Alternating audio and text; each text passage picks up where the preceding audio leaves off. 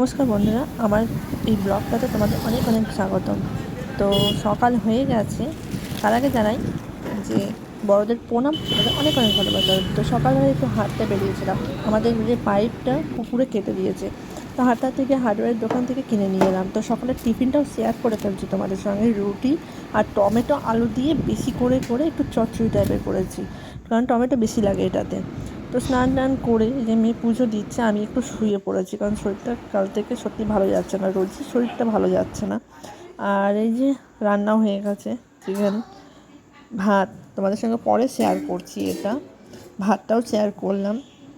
আর আজকের ওয়েদারটা খুবই সুন্দর, বাইরের ওয়েদারটা, পরিবেশটা খুব সুন্দর, চারিদিকে বৃষ্টি হচ্ছে, বেশ ভালোও লাগছে। ঠান্ডা ঠান্ডা ওয়েদার, কিন্তু ঠান্ডা ঠান্ডা ওয়েদার হলে কী হবে, পোকামাকড়ে ভর্তি। সবাই সাবধানে দেখে থেকো, কারণ এই ওয়েদারটাতে অনেক পোকামাকড়, অনেক কিছু বেরোয়। তো বাইরে দাঁড়িয়েছিলাম, ভালো লাগছিল না বলে।